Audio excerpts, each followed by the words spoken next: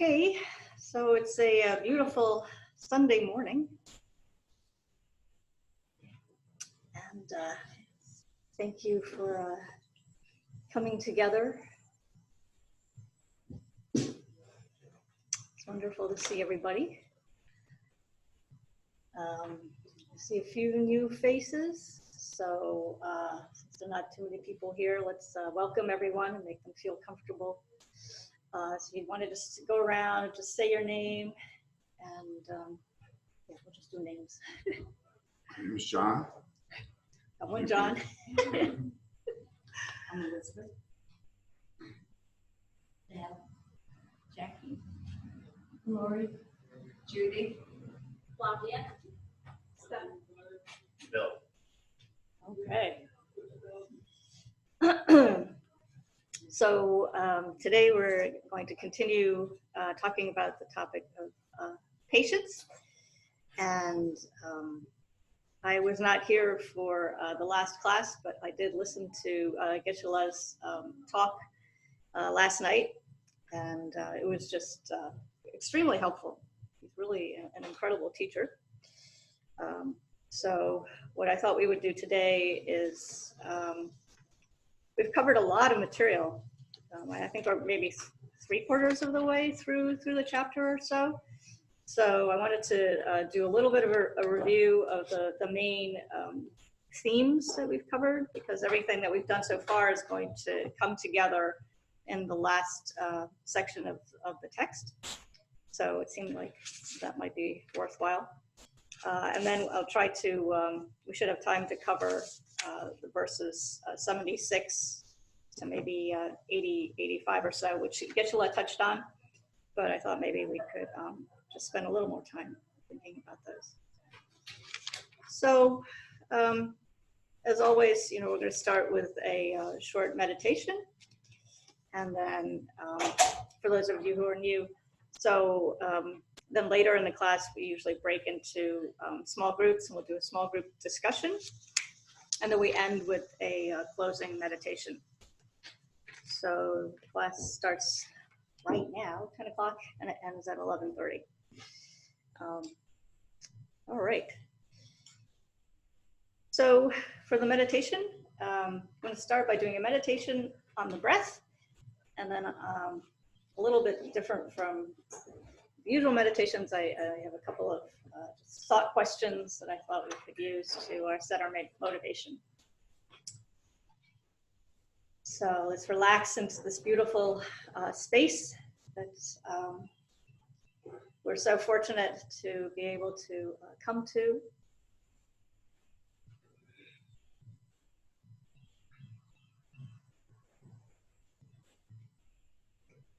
Allowing the sounds, fragrance of the incense, all of the physical sensations, allowing all of those to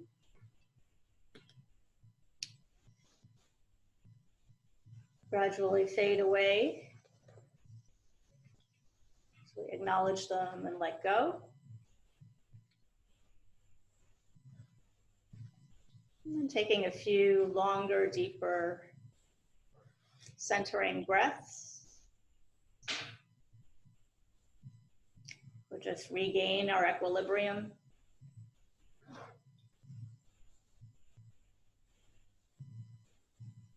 And rest within.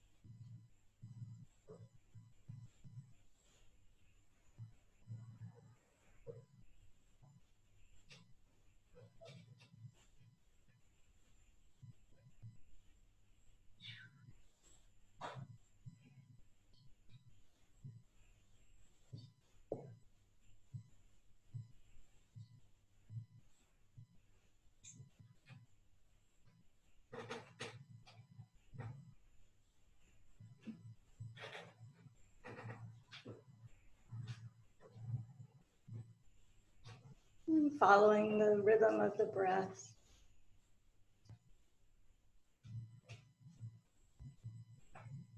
Giving yourself permission, simply relax and let go.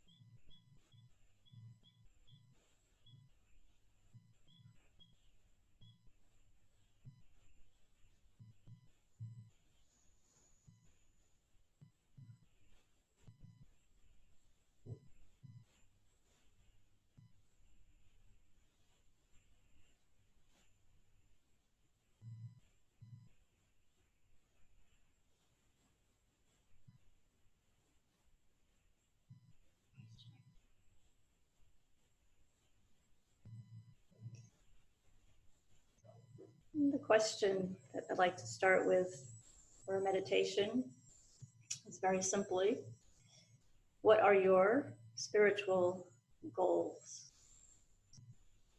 Why did you come here today? Just think in your own mind. Just review what prompted you to come here today? What do you think of as your spiritual path? What does that mean to you?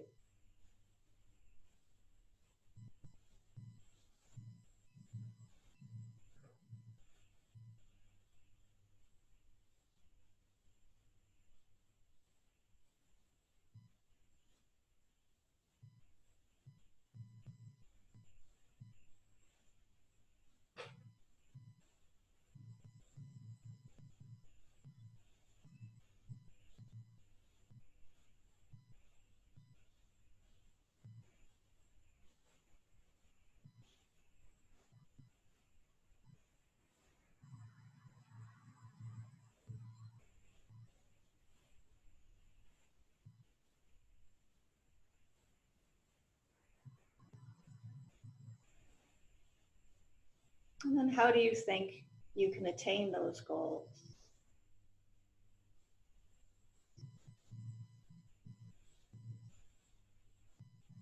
Who can support you? What do you need to pursue those goals?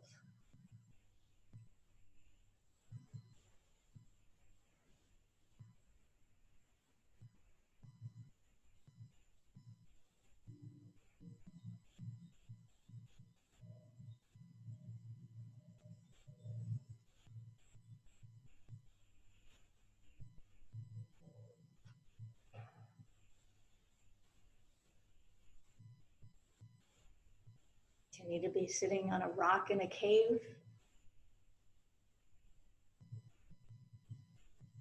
In the middle of the forest?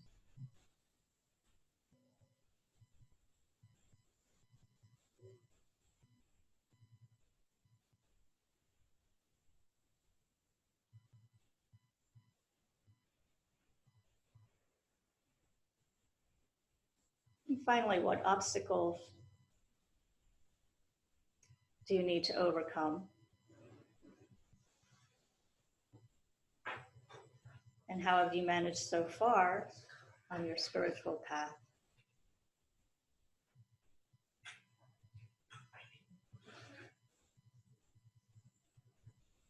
To work through those obstacles.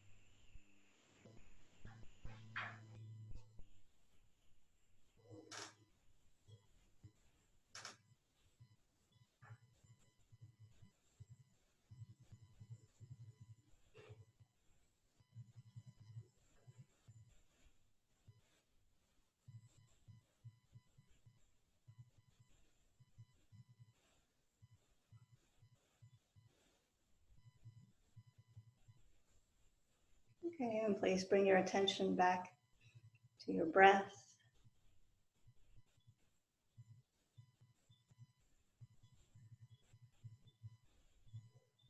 The beauty of our surroundings. And open your eyes.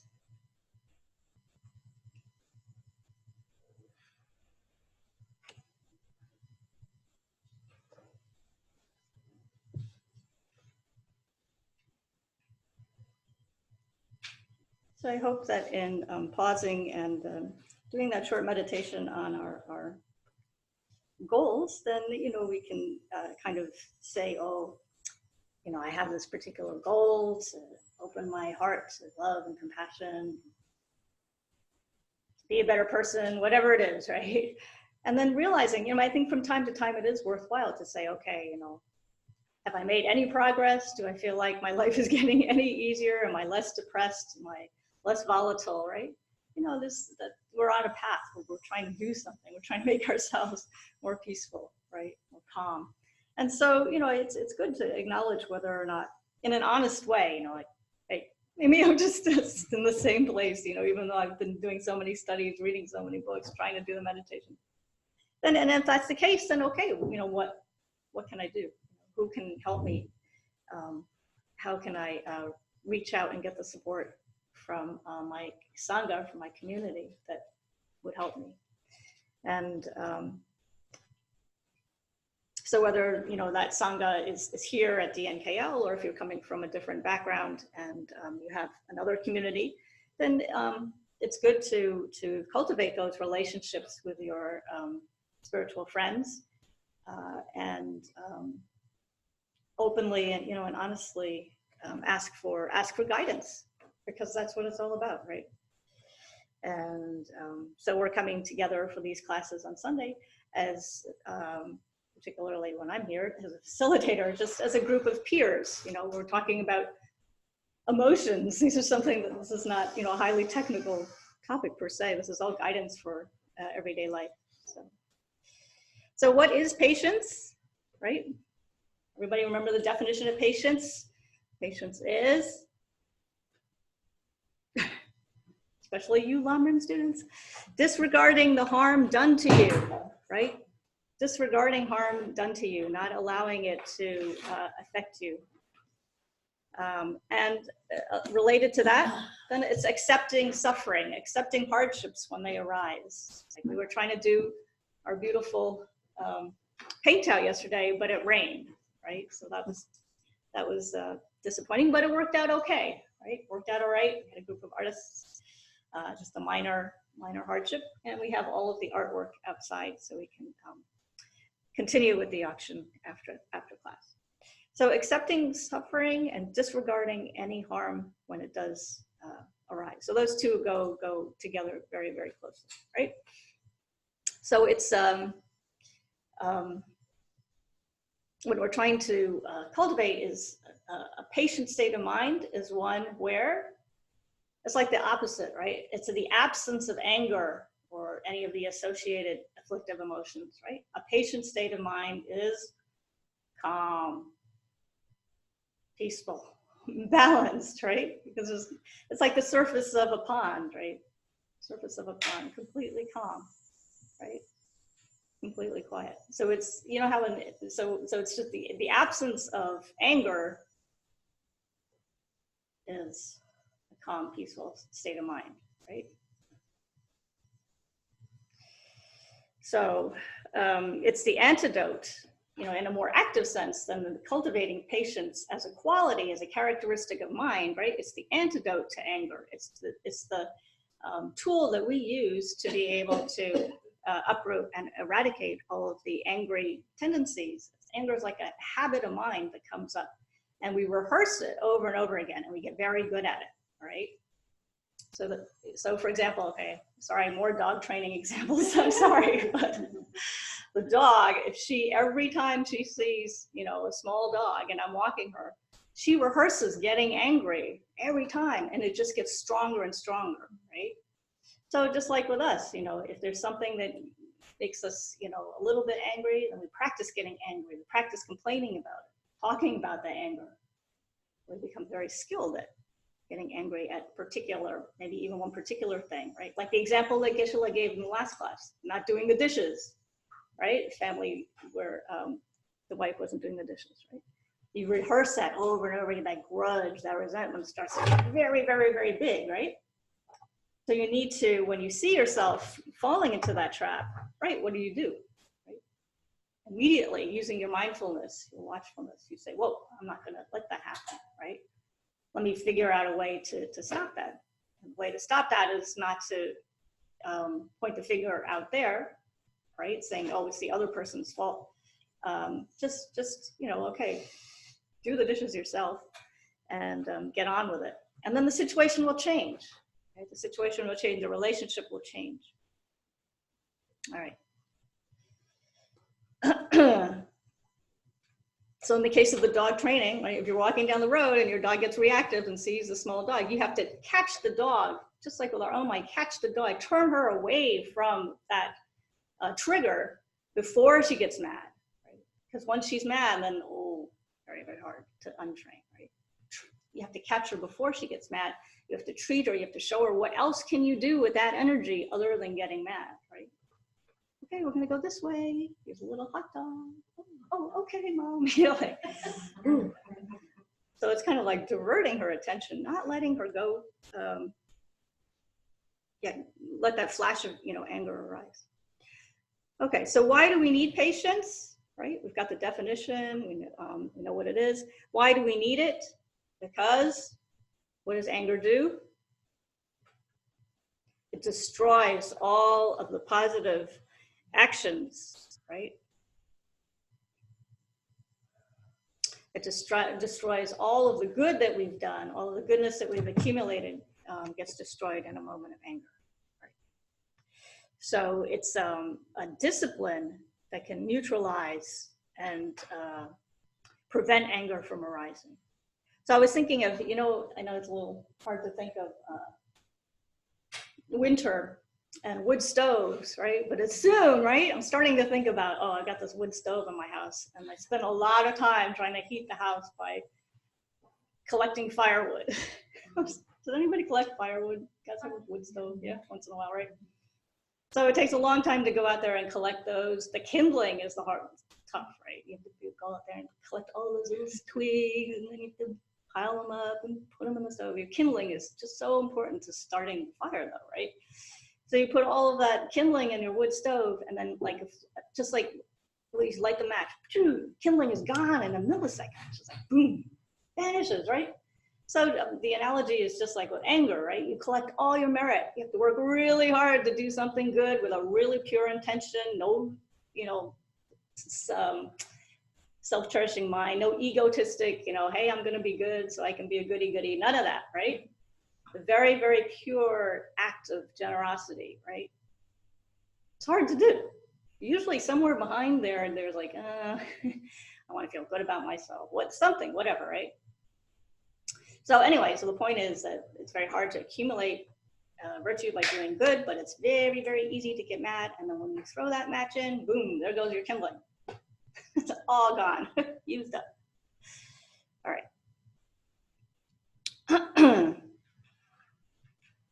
So again, we know the whole point is when we say spiritual goals, right?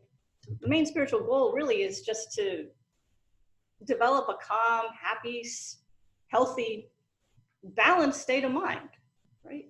What else is there in terms of spiritual goals? There's not some kind of like profound, abstract, philosophical truth that we're trying to,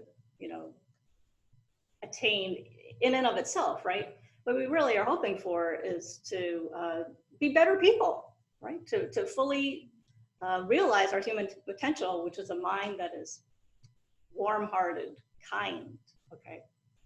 So we're trying to cultivate this happy state of equilibrium, but it's so easily disturbed, right?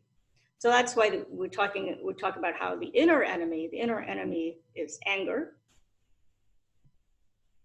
And it takes advantage of how delicate, particularly for us as beginners, right? For how delicate that equilibrium, is, right? So you can think of analogies like a seesaw, or maybe just walking with a cup full of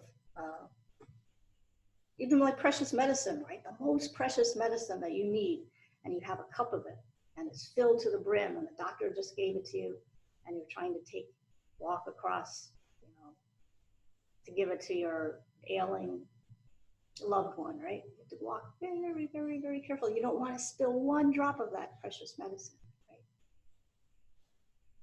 So think of that as your peace, your inner peace, right? Be really, really, really careful. Don't want to drop a single drop, because once you spill one drop, then maybe the second drop, and one right? It gets more and more out of balance. And then, very hard.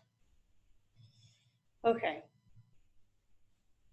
So anger. So there's a quote from Shantideva. At one point, he says, "My foe, F-O-E, my foe, whose sole intention is to bring me sorrow."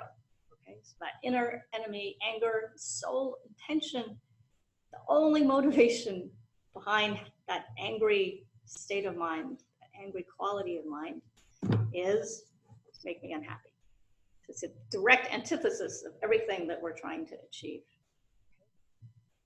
But knowing this, then that gives us the weapon, gives us the power to be able to prevent it from arising, right? So it's not like we don't understand the cause. It's like if you were sick, right, and you didn't know what the cause of your illness was, then that's a very unsettling and frightening place to be, right? So you have some kind of terrible symptoms, but you don't know the origin. So here we know what the causes of anger are, and what are the main cause of anger is just the fact that we're born into a state of existence, which in the Buddhists call samsara, right? It's a dissatisfied state of mind. It's a situation, an environment that is full of dissatisfaction, also known as suffering, okay? Where we can't get what we want, right? We can't get everything that we think of as desirable, and yet we get tons and tons of what we don't want. So it's the opposite. We can't get what we do want, and instead we get all of the problems and obstacles that we do not want.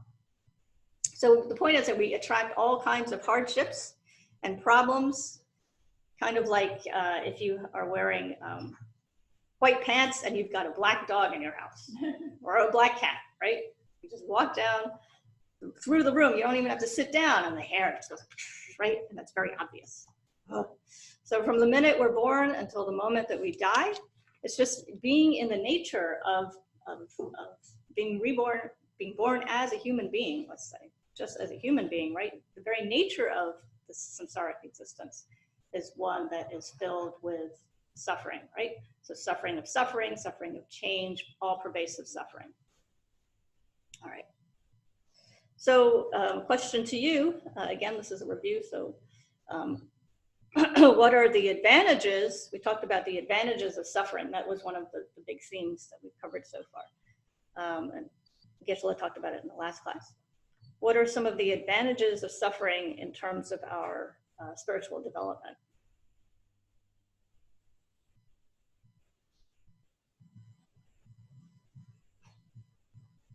So it could be an illness, it could be, losing a job.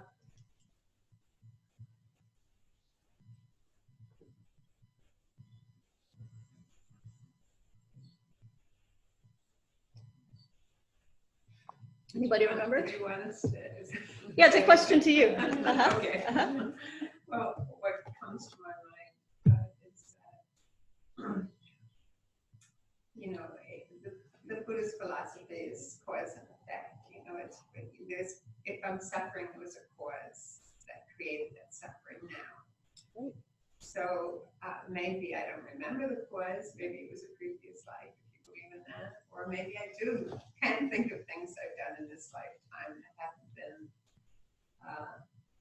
you know, nice quotes, Yeah. but any of those things, you know, not nice to someone who.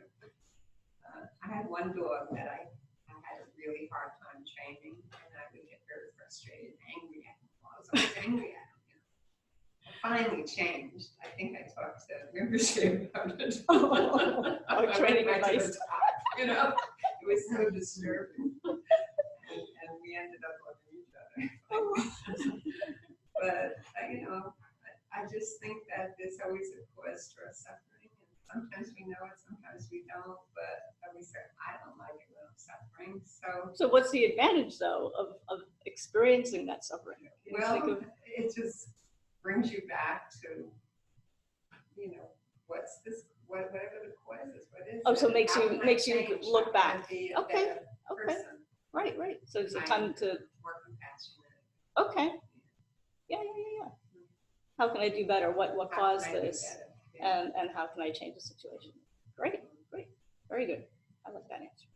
Anything else? So I was just going to say that suffering can be seen as a cause for motivation for embracing the opposite, the peace that we ultimately seek. So just that very simply, I think there's a sense in which people who are aware of their own suffering and the suffering of others develop this motivation, this, you know, as a cause and a condition. Yeah. So. Right, and so I think two things there, right? So by experiencing suffering, it allows you to maybe empathize more with others, right? So you can feel others, the pain of others. You really only can completely feel the pain that somebody else is going through, or even begin to think about that. You can't put yourself completely in someone else's shoes, I don't think.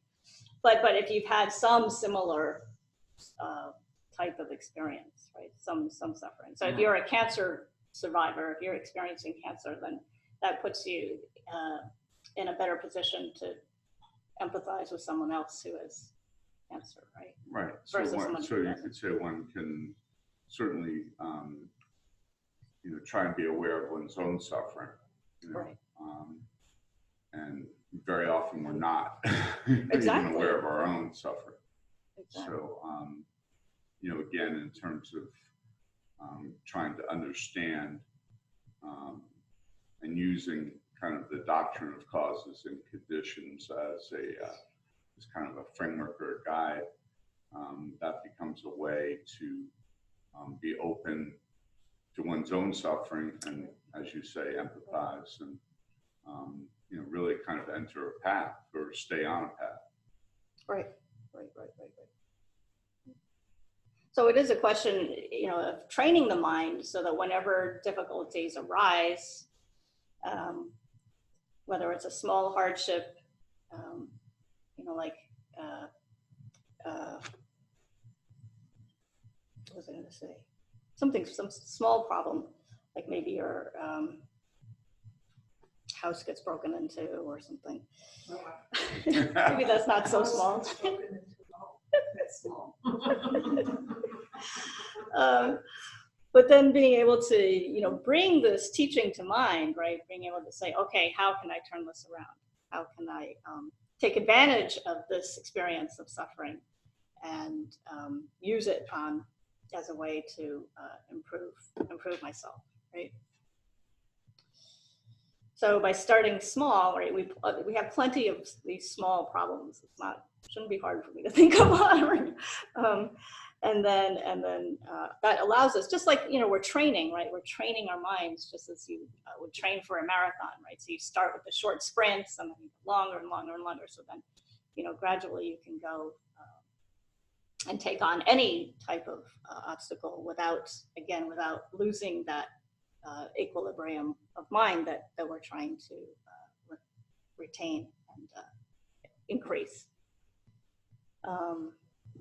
So yeah, I mean, I was thinking just of what happened recently with the hurricane in the Bahamas, right? And so, you know, people living in the Bahamas, you know, maybe they started out by being temporarily unemployed, or they had started out by, you know, falling ill.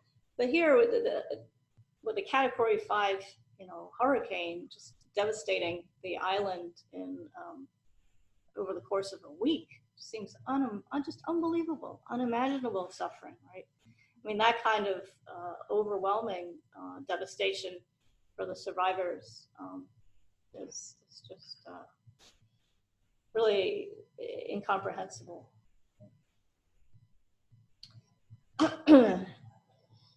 So, just to say that, if it can happen there, it can happen to us, right? And so by training the mind, now in every moment of the day, any experience, right? Using that as a way of saying, okay, right now my life is beautiful, it's very easy, but that can change, right? Suffering of change, suffering, all pervasive suffering. Any moment of the day, all of this can just disappear, right? And so by, working with our minds, cultivating patience in a very deep way, then that will allow us to see through that, pass through that experience, again, being able to turn it into a positive. So pain is illusory, and so is happiness. So both pain and happiness are illusory in the sense that they're the product of causes and conditions. Very, very complex, in many cases,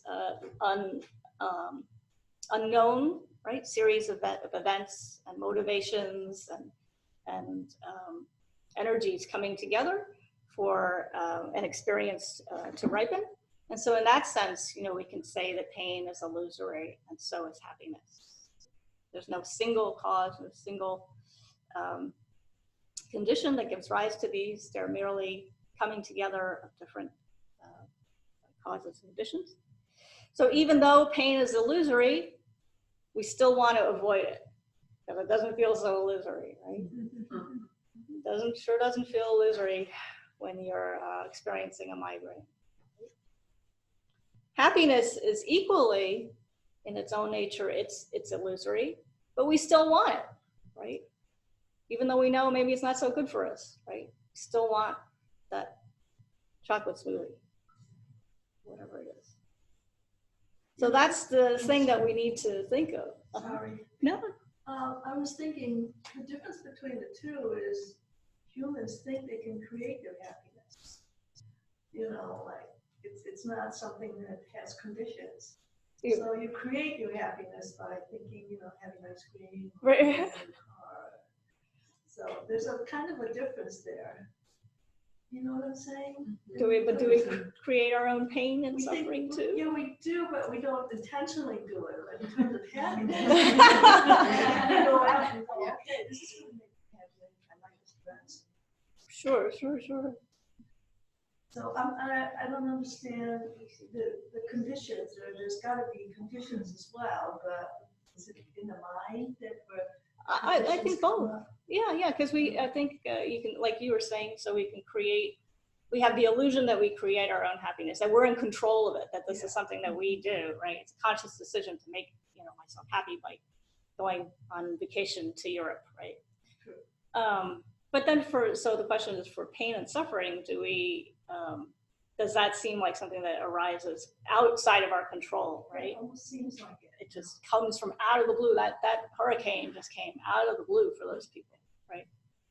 But I think maybe we could say that, so there's the experience of pain, right?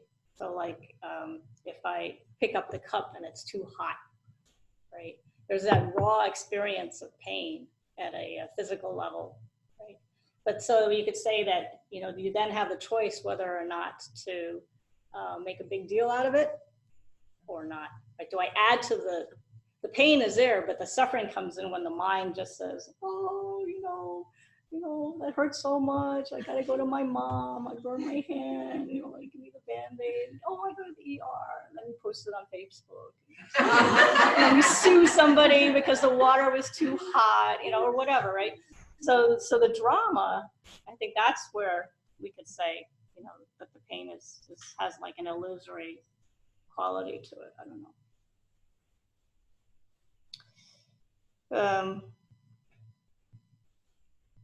So the point, okay, and then to follow up on that idea as to why the pain can be thought of as illusory, harm is that you receive from somebody or something or some situation is still temporary. Well, happiness too, right? It's temporary in the sense that it came together as a result of causes and conditions, and it will disappear. The harm will eventually go away.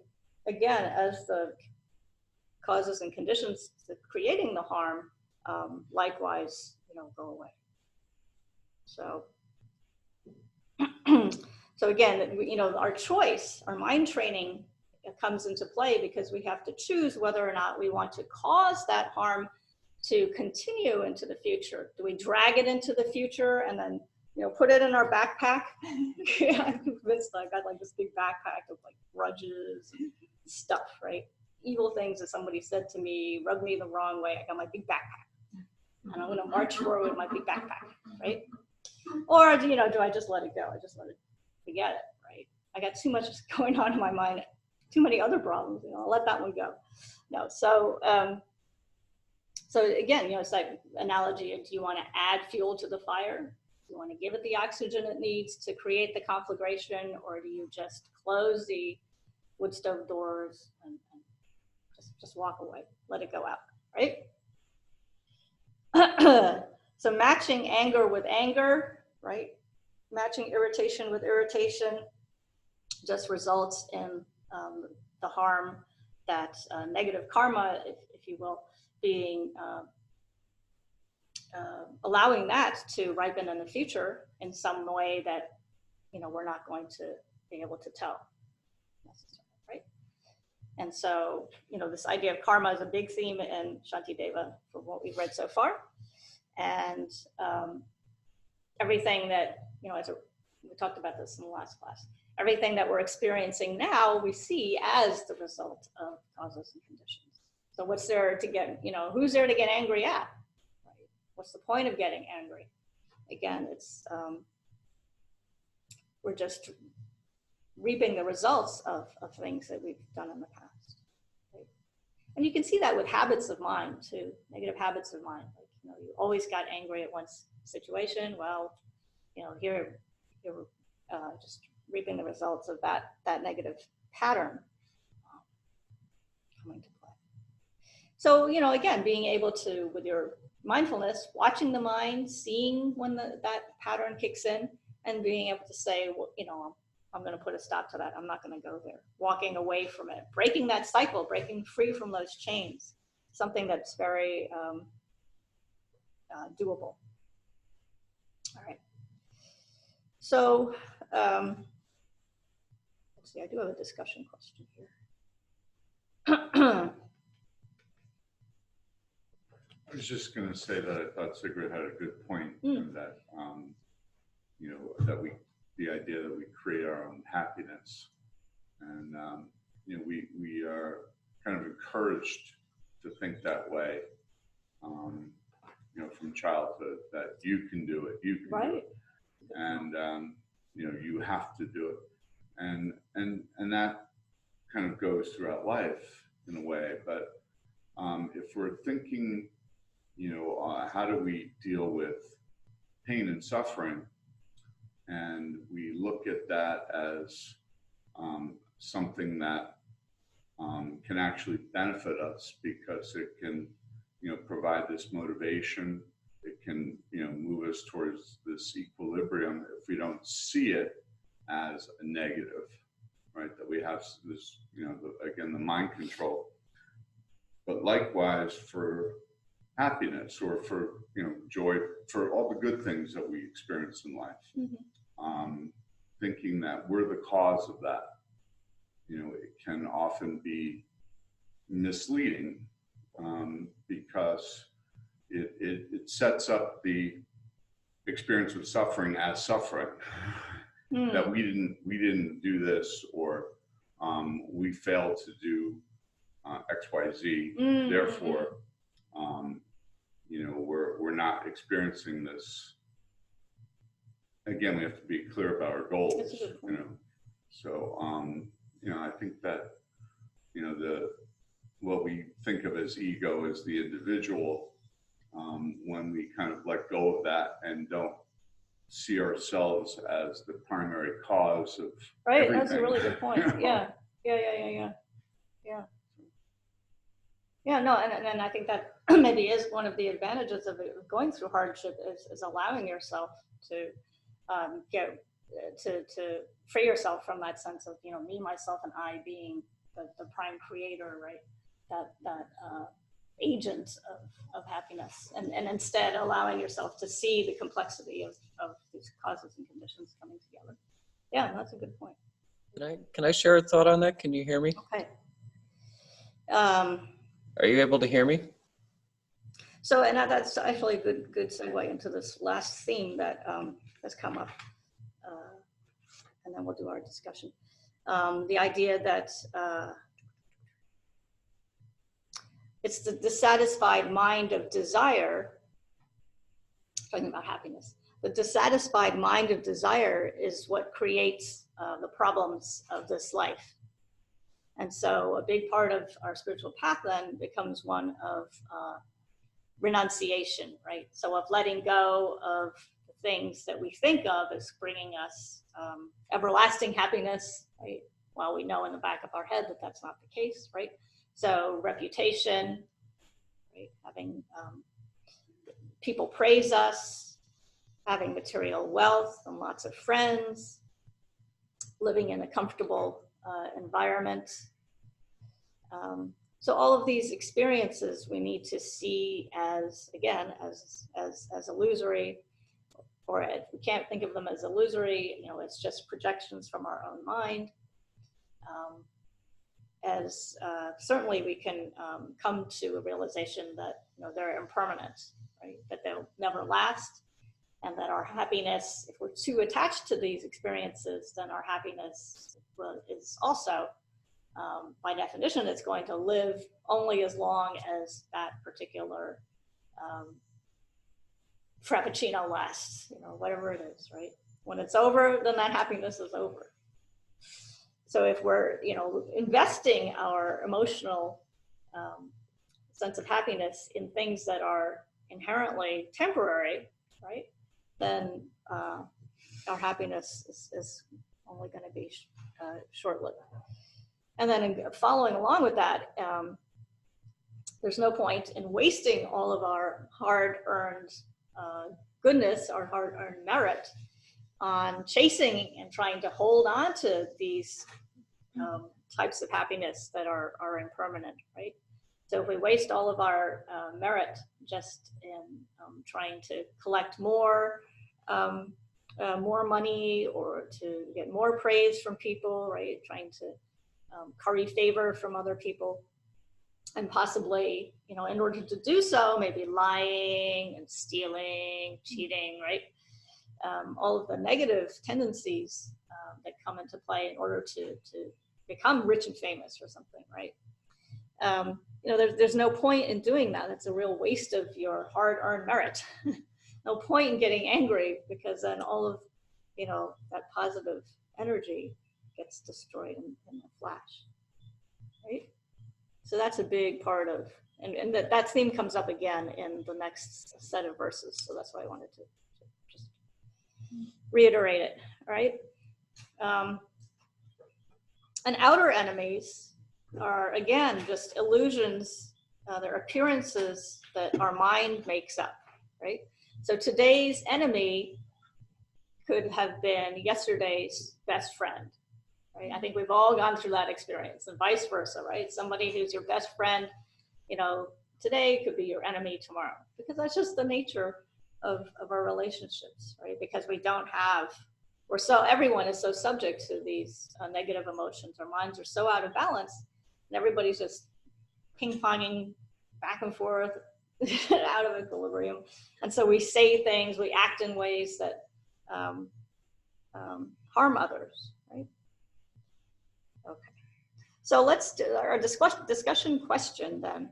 before we go back to the verses, the discussion question, this is another big theme that we've talked about in the past, through the reading of the text, is that people, our minds are out of control, right? So that we are influenced so heavily by these negative emotions, anger, hatred, anger, attachment, and ignorance, right? But in this case, we're talking about patience, so the main focus is, of course, this anger, right? So the point is made that negative emotions, not people, are responsible for the harm done, right? That's a big statement, so I thought that we would break up into discussion groups, and you can decide whether or not you can agree with that or not. Negative emotions, not people, are responsible for harming behavior, right? So if somebody attacks us, right, somebody physically attacks you, then your way of not getting angry is to stop and say, well, I'm going to I'm going to assert that this person's mind was so completely under the control of some terrible hardships that he or she experienced, and that caused them to get so angry at me, right? Anyway, the point being that it's the negative emotion that is doing the harm, not the person per se. So, just we'll break up into groups. You can, maybe you disagree with my presentation of that statement, and I'd really be interested in hearing how you think of it and how you might use that in your practice. So we've got, let's see, can we do groups of 4? Do you want to work together? So 1, 2, 3, 4. So Beth, John, and the 2 ladies in the back, and then Elizabeth, the front row here. Elizabeth, Skyla, Jackie, and Lori. Okay, and then we'll do this row together, this first row. So Judith, Judy, Sigrid, and April will be one group, and that leaves everybody in the back.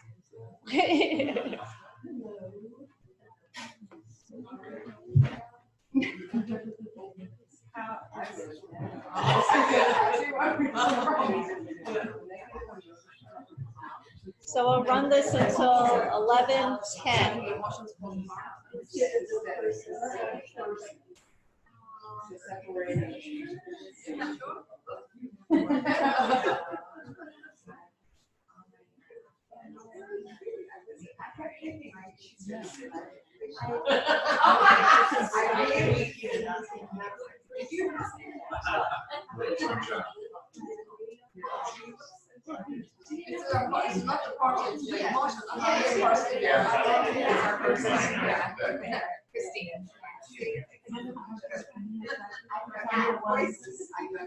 Yeah.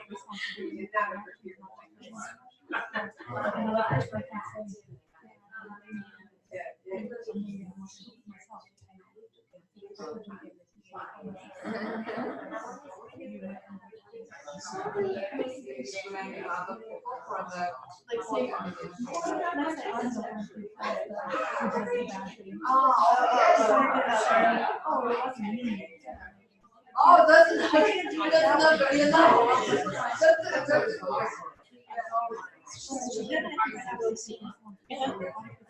Blankets anywhere. This elderly lady, and I wanted to give her a blanket and pillows. Is she cold?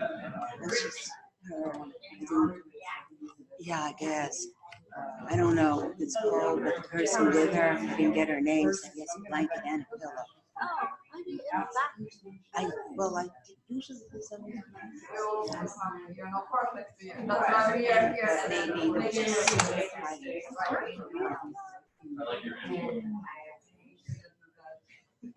Make sure we don't do that again.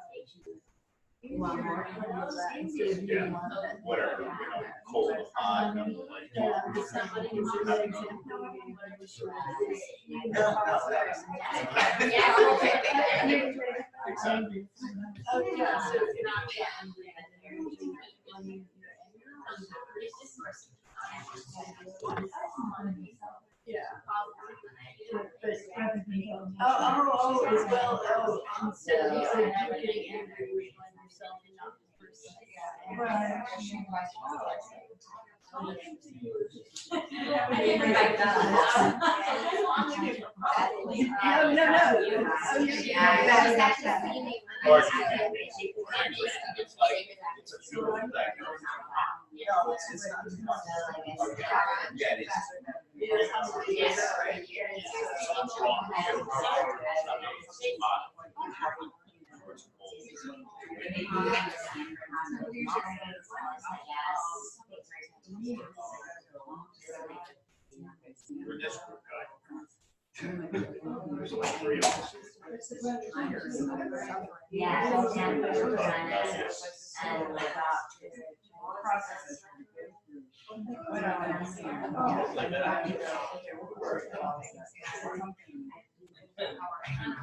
Now he's not going back. Came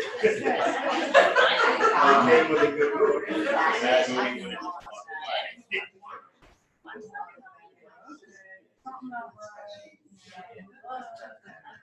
when it's Tendrol, can you give us the topic again?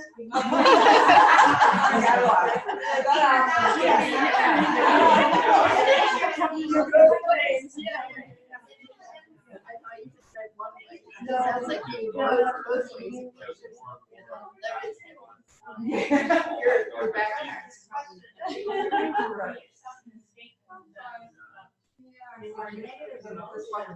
mom and dad. This part of my mind.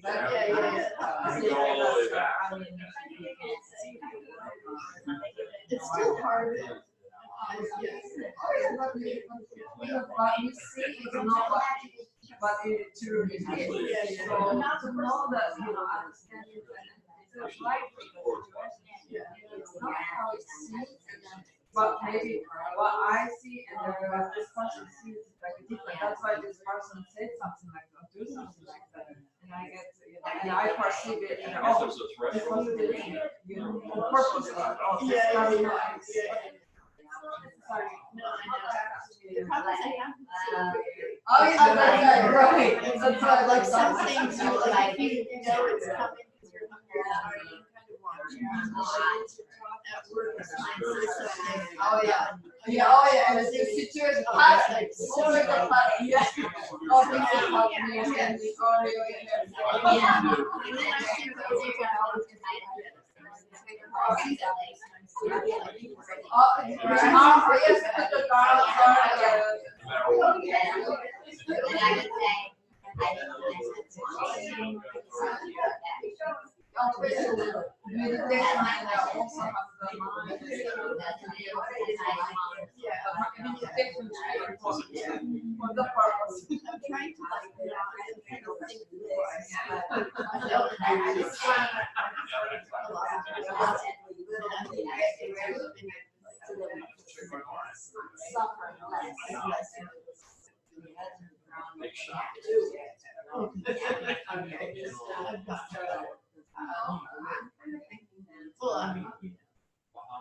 I don't know your program is, but I used to swear. Well, so now I don't. who knew? It's like you can swear. Yeah, I know. Oh, yeah. So the problem is I was in an environment that was so aggressive that I wouldn't have gotten fired. So then I actually kind of enjoyed the fact that I because a lot of people enjoy watching people fight. So they like watching other drama. So they would then feed me, and I would just like,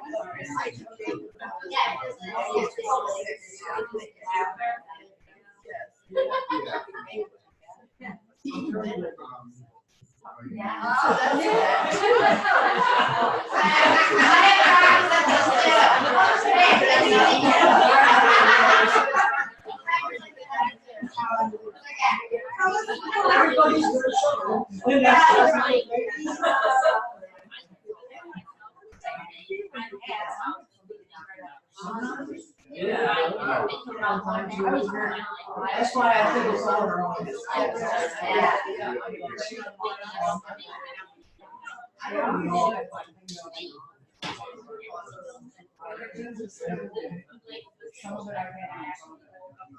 Another question. I think that woman is a little hard of hearing, and I wondered if is there some way that the volume of, I know you wear this thing, that it could be turned up?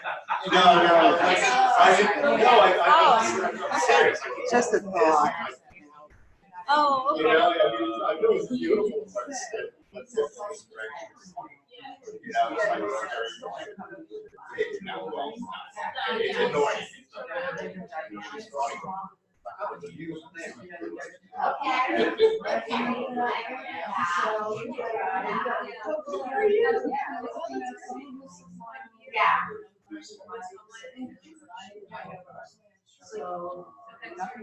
annoying.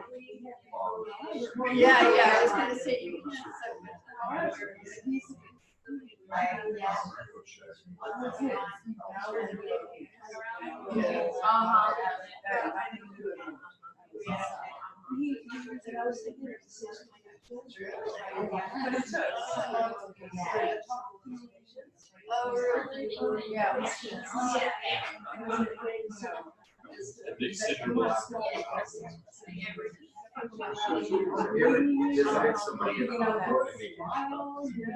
You're like, oh, and you go there and they're like, hey.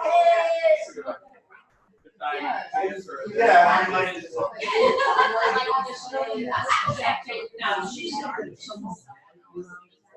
yeah. And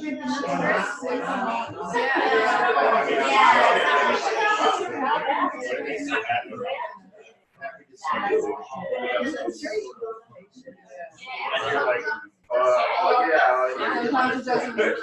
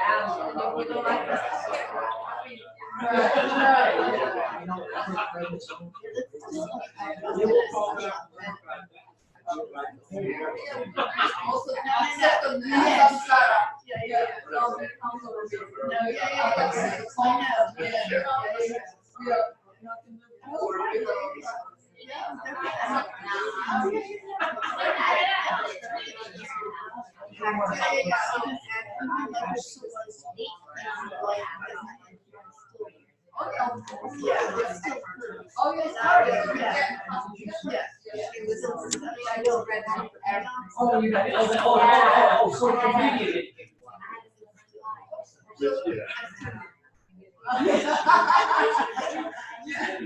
Thank you for that's why it's not practice. Yeah, practice.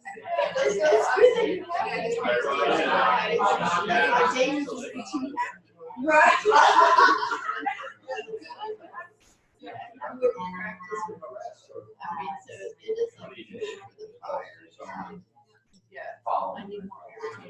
Okay, back to work. You guys are having too much fun. Too much giggling over there.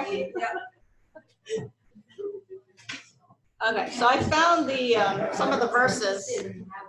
I found some of the verses that might shed some light on this.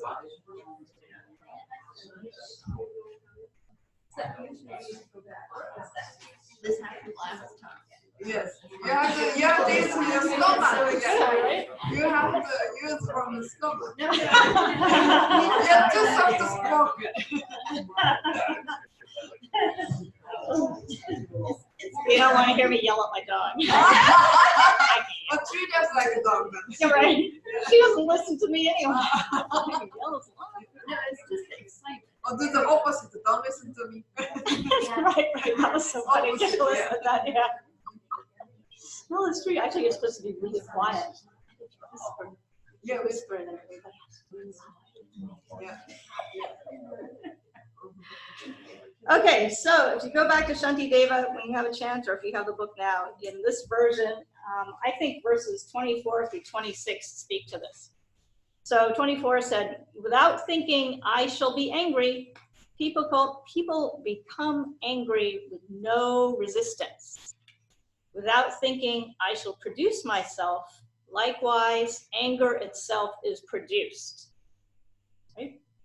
So here we get the sense that, due to causes and conditions, anger can arise, and that also these negative emotions are, we always use that term, adventitious, right? So they're not inherent in our nature, and so as a result, we are able to free ourselves from their tyranny.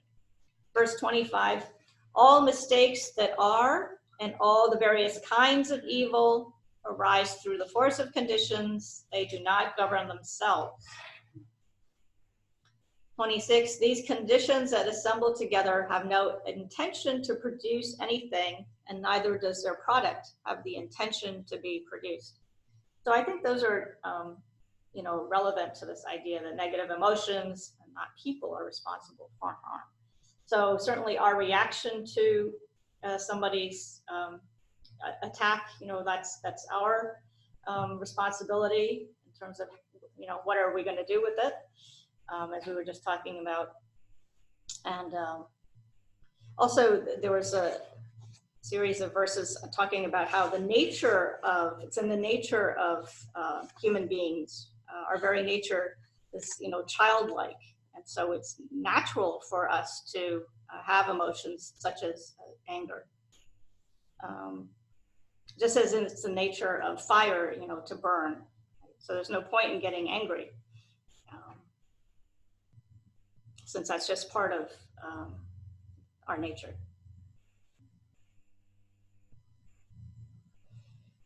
Okay, so I hope that was helpful.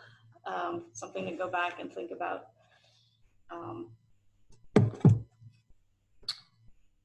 So in the few minutes that we have remaining, we're going to talk a little bit about verses, start with verse 76. I know Geshe-la touched on this already, but I thought we could. So this is the section where he talks about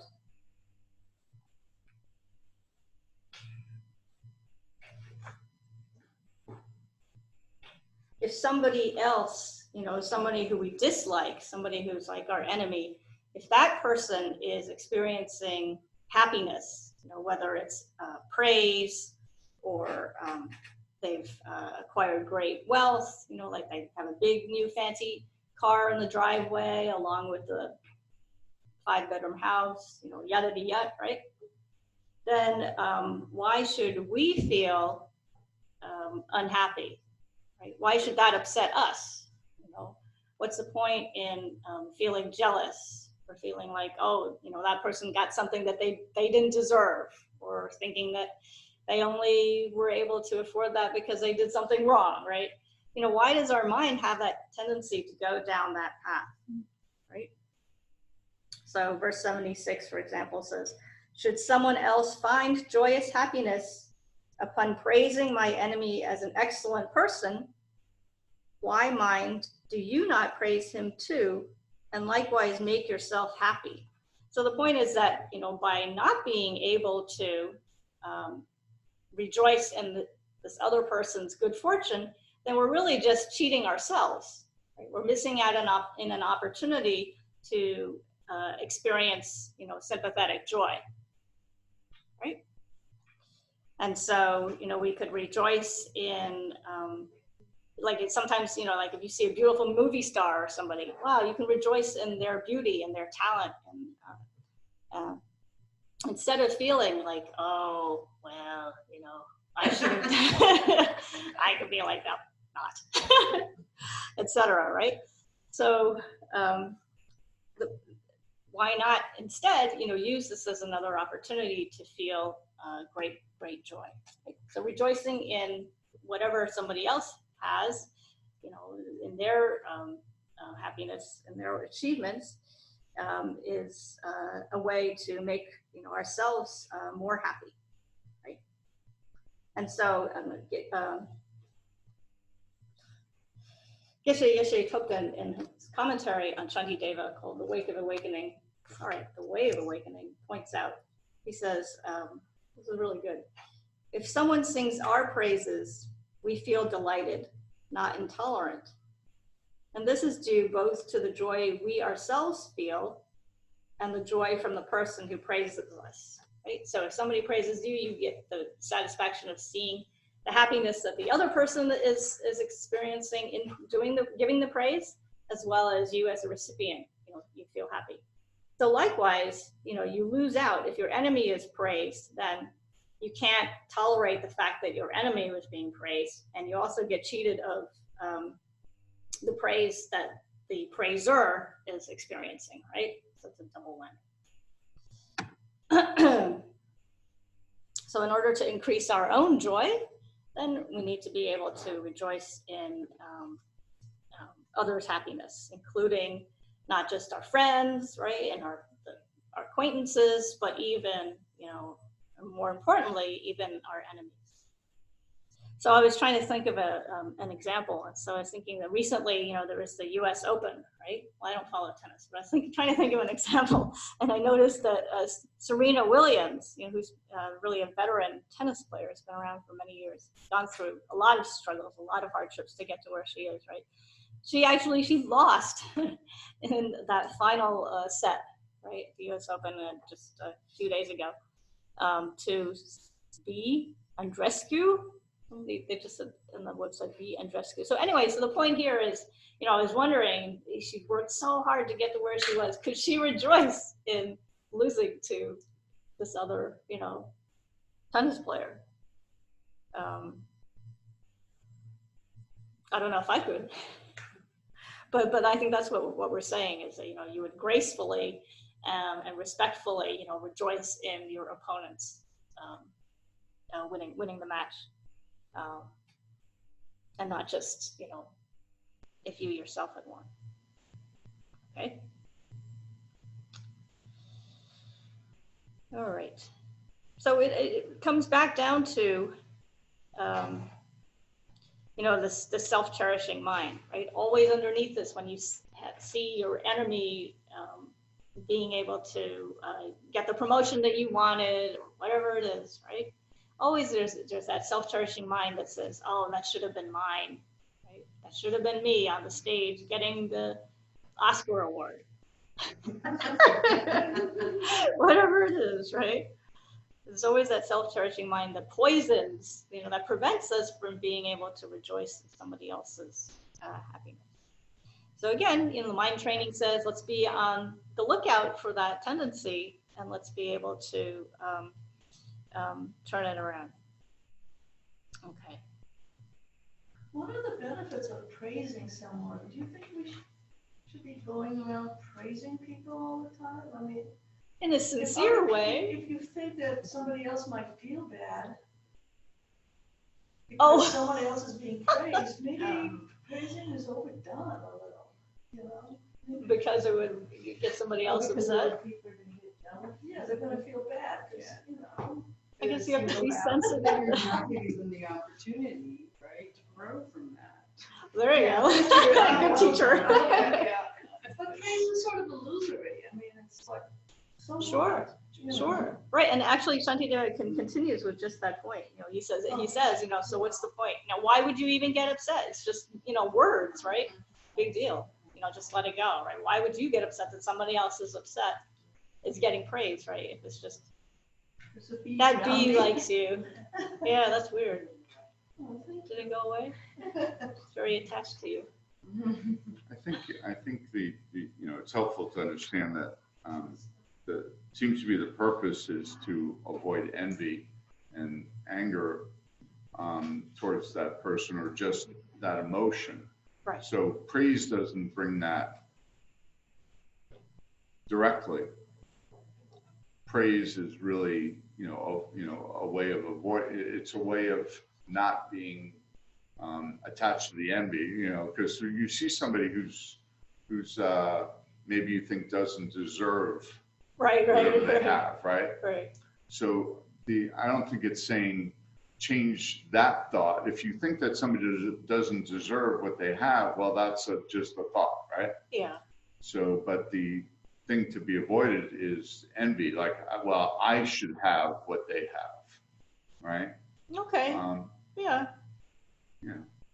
I mean, yeah, maybe you don't need to go through the whole 9 yards of why they don't deserve what they got, but yeah, being able to say, right, that it's of no consequence to me whether they got it or Yeah, not. well, I mean, we can see onerous characters, right, who have something, and you can understand, well, that the reason why they have this and they think it's great, and other people think it's great, is maybe they lied, cheated, and steal, right? Or that they were just allowed, they have that, but what is that?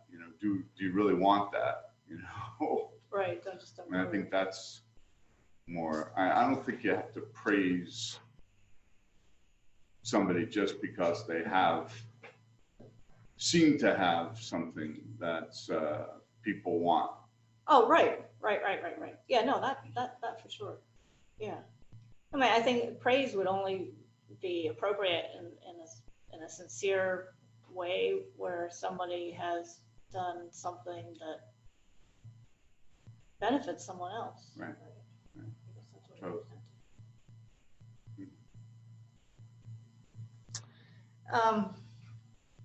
Okay, so there's a lot more that we could say about this.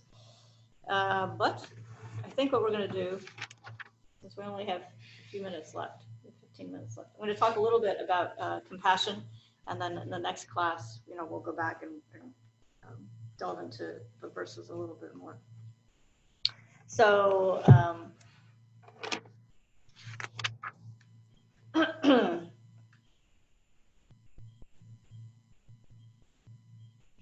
I noticed that in the last class with Geshe-la, there was a discussion about what compassion means. And so I don't know if you had a chance to go back and look up the definition of compassion from different traditions and in different ways. I did a very bogus, lame, quick online definition search for the word compassion. And interestingly, one of the, I think it was like the Oxford Dictionary, just defined it, I think in a kind of like an older school way, and where it said it was like the sympathy or pity that arises when you see somebody suffering, which was interesting, right? And then fast forward to some of the other definitions.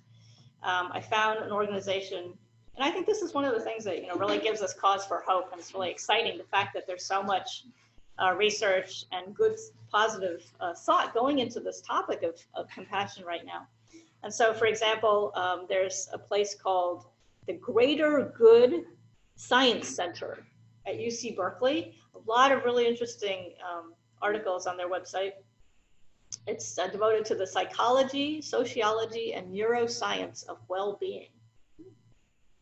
Very interesting. They have a lot of practical, like day-to-day tips on how to live in a more balanced way, in a family environment, for kids, for just making the day go by in a more open and kind way. So their definition of compassion is to suffer together. Compassion is to suffer together.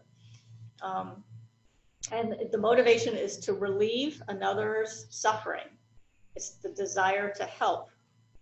Okay, so that's a very Buddhist inspired definition, right? So it's that urge to help somebody, relieve them of their suffering, whatever it is, that they're experiencing, right? So it's not just pity, right? Instead, it's that feeling, particularly in the Mahayana tradition, that it's your personal responsibility to jump in to the best that you can to relieve all creatures' suffering. So compassion is related to this idea of empathy, which we talked about, which is the ability to relate to others' emotions, to feel what they're going through by relating their experience to perhaps our own. So empathy and sympathy are closely related to compassion. I think in order to feel compassion, there has to be a certain element of empathy there. And then the other component is altruism. Altruism is defined as the kind or selfless behavior, which is often prompted by compassion, but not always. So altruism, I guess, in the Mahayana tradition that we would talk about, Buddhism having the main goal, or one of the main goals, is generating this mind of compassion, right, or bodhicitta, the bodhicitta mind. And the bodhicitta is of two types, right? So it's the action or engaged bodhicitta, which would be more similar to altruism, and then the aspiring or wishing bodhicitta, where you've generated that feeling that it's my responsibility to help somebody, but you're not necessarily acting on those intentions, right? So you're not necessarily acting in an altruistic manner, but at least you're generating the intention to do so.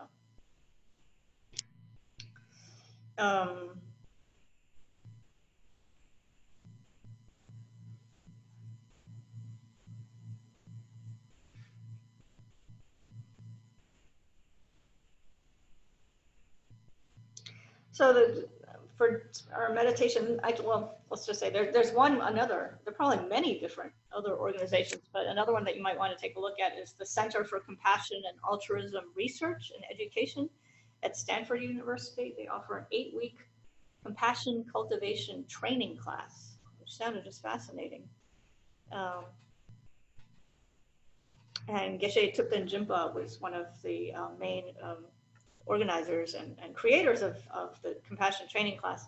And he wrote, with compassion, our empathy for the suffering of others can give rise to altruism, bringing immediate and long-term happiness and tranquility to our lives. So that led me to the question that I thought we could use for our meditation in the remaining time. So do you think that, this is a question to mull over in your meditation, does opening our hearts to others with kindness and loving compassion, does that serve to only increase our own suffering? Does it just make our minds a little rougher? I mean, uneven, unhappy, right?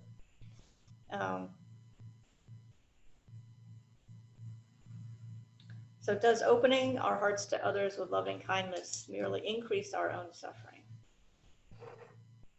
Or how can you meditate and develop this openness to others without ending up feeling overwhelmed or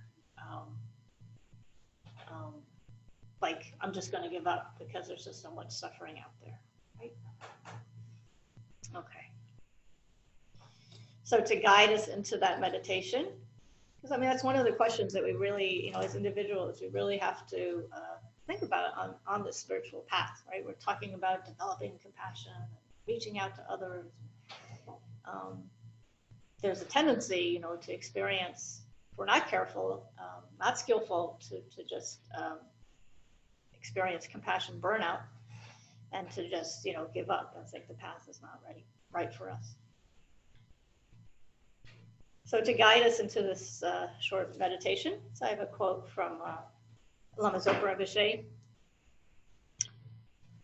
His advice is to live with compassion, work with compassion, die with compassion, meditate with compassion, enjoy with compassion.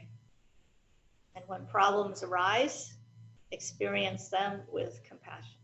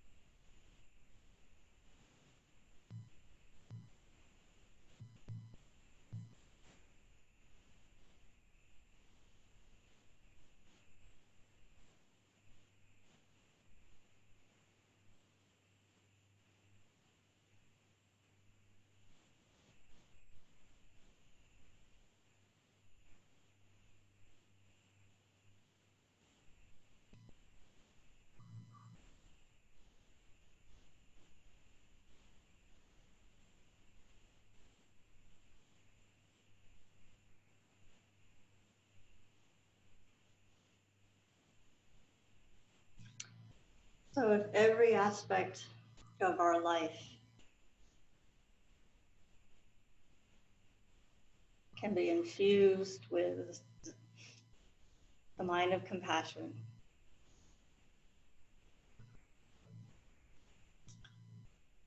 for every movement of mind, we're thinking only of compassion. And now with our greater sensitivity, our greater openness, seeing the suffering of others around us, then that should be a cause to give rise to even greater compassion. And so one way to do this is to keep our meditation very specific. And so, not trying to think of, mass extinctions and problems at a very global scale, but rather starting, at least in my personal experience, just starting, small in daily life. Like Geshe-la was saying, start with the family. Start with the little people in your life, the weak, the defenseless, those who are mild and meek. Think of the very young, the children or the very old. So even when they're unhappy, when their minds are disturbed and they act out, right? Then being able to stay with them, and hold them with your compassion, not allowing anger to arise. And then moving on, to the acquaintances that you come in contact with, like the teenager at Burger King who's doing his best. So be very specific. And then when you can develop compassion for those individuals, then try to move on to enemies, people who seem to not be worthy of compassion, but then using the training, all of the logic that we went through, in our discussion today, Shanti Deva's beautiful verses, allowing a very powerful compassion to arise for those individuals. Again, thinking of very specific individuals.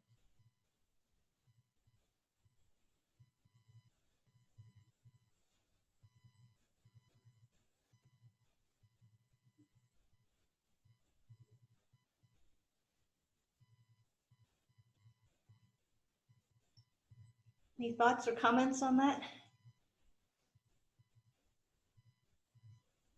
I have a question. Sure. So sometimes when we feel compassion towards someone and start to give to them, we start to have some attachment and expectations that make it into suffering. Are there any quick tips on how to handle that?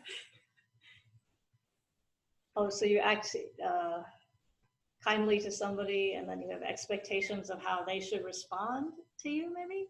Is that what you're thinking? Yeah, and attachment to people that Oh. you feel compassion for, especially family. Right. Yeah, I think it's just a question of, giving comfort, giving support, again, without allowing the attachment to arise, like seeing that, you're giving something to somebody who needs it, but who again is someone who's come together as a result of many causes and conditions, just like you yourself are temporary as a result of causes and conditions, that the gift, which is the support that you're giving, again, it's just a temporary coming together of causes and conditions. So that kind of allows you, if you can go through that kind of mind training, right, then you kind of don't allow the attachment to arise. And it's just that idea of an illusory experience becomes a little bit more comfortable. So I mean, just, watching your mind, seeing when the attachment is starting to arise, just kind of working with it, guarding it, then just by watching it, then that kind of can take the power away from it. Right? Yeah. Judy? Yeah, I was thinking that expectations is probably never a good thing. And It's if you- hard. If you give from your art in a compassionate way, it's a nice thing to do. It's a good thing to do. And you don't have to expect someone to respond. I mean, they do what they can do. They're Mhm. their own, what they're able to do. But at least you can feel good that, you know, you were trying to help. Absolutely. And there's a joy, you know, in giving assistance. And so somebody had asked Tendrol Rinpoche in one of the classes, and I'm sorry, this is running over a little bit, just one last slide. Somebody had asked Rinpoche, I guess it was in his Lama Tripa class out in California, and the recordings are on YouTube, and they're just brilliant. Whether or not, so he was talking about, you know, Tonglen practice, right? And using the breath to breathe in the sufferings of somebody, you know, who you might be sitting with, breathing in their suffering, returning your love and compassion, and sending them, you know, your prayers and saying mantras for somebody who is in distress, right? And one of the students said, well, does it really work? And Rinpoche said, well, you know, now for us as ordinary practitioners, you know, maybe our prayers are not quite, not too powerful, but, you know, again, by continuing to purify ourselves, by continuing to clean up our minds, right? And purifying our motivation, right? So there's no shred of self-centeredness or ego involved, right? You're just purely being able to do these practices. Then definitely, you know, with that Bodhisattva intention, with that mind of great compassion, then for sure, these prayers will be effective. So that's what we can continue to cultivate. Okay, Beth? I wonder how to show compassion the best that can be helpful. I have a cousin who's been so caught in self-destructive behaviors. An example, expired from a job, and all he actually wanted was revenge. Sure. He actually hired a lawyer and then tried to see if he could make this other person suffer. Sure. And this meant, I would think the best it can do is just be present, and he has to find his own way, even if it's suffering for the rest of his life with holding grudges. Well, I mean, if it's someone who's open to talking and seeing, you know, what he's doing, seeing the long-term consequences versus the short-term consequences of that course of action, right? Of that anger. But if it's somebody who is, you know, not in that headspace, then all, you know, your efforts would be wasted. And so in that case, you know, just practicing Tonglen, being with them, not necessarily, you know, encouraging, but maybe the best we could do now. Okay, so we dedicate all of the merit that we've created today through our efforts, getting to know ourselves, examining our own minds, learning more about what we can do to remain in a state of open equilibrium and happiness. We dedicate all of these efforts to the long lives of our teachers on their spiritual paths, to the long lives of His Holiness the Dalai Lama, and for all our fellow sentient beings.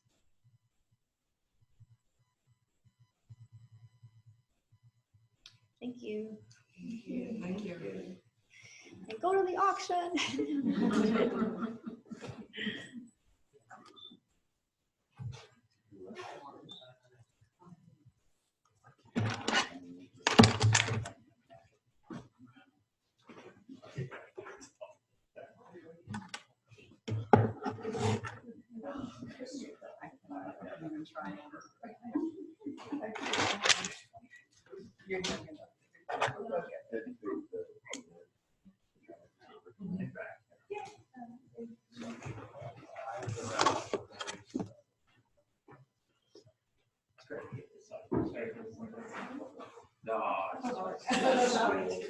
It was all right, but then, yeah.